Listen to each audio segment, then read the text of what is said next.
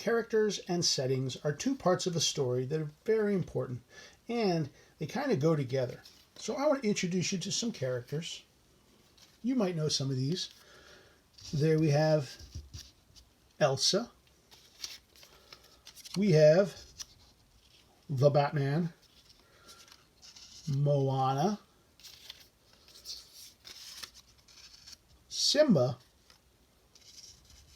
and SpongeBob. So we have 5 characters there. Now each character has its own setting. So I want to share some settings with you and see if you can help me figure out which character belongs in which setting. So we'll start with this one. Look at this. Look, here's a setting. It's in the mountains. There's a castle. It's made of ice. Now, which of these characters would best go with an ice castle? Would SpongeBob make sense in an ice castle? No, he'd freeze. He would freeze solid. What about Simba? Does Simba belong in the ice castle? No. So who does? Does Queen Elsa go in the ice castle? Elsa does belong in the ice castle because she made it. And she's got ice and snow powers. So Elsa definitely belongs with the ice castle. Let me put that setting aside. That setting is very important for that character. It made a lot of sense. What about this setting? This is called Pride Rock. Right? Big, tall, mountain-looking thing. Got a rock that sticks out. Got a few trees and stuff. Who would do best with Pride Rock? Would Batman go with Pride Rock? No, I don't think so.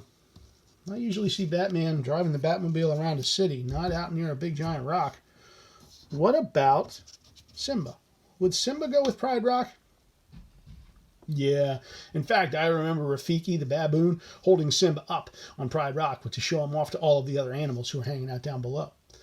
Again, the setting, very important, and it matches the character very well. What about, oops, Simba over here. What about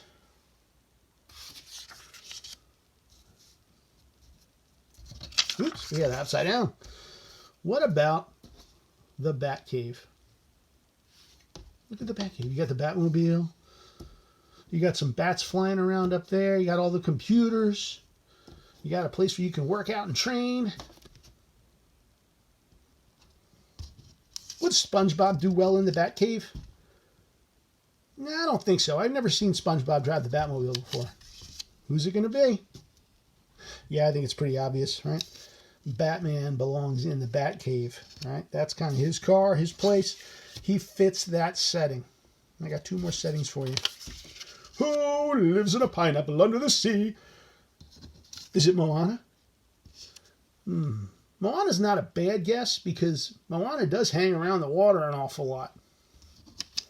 But I don't remember her seeing her with a pineapple. Is that Batman? Does Batman hang out in a pineapple under the sea? No, maybe Aquaman, but Batman definitely doesn't hang out under the sea. This little dude, he goes right there. And I know the song goes, who lives in a pineapple under the sea? SpongeBob SquarePants. So SpongeBob goes with the pineapple under the sea. That's his setting. He's a fit. And Moana, we haven't heard from Moana yet. Do you remember her setting? Does it look like this? Is it a big old island with palm trees and a lot of ocean around and a hot sun? That's where Moana would be hanging out. Characters and settings go together.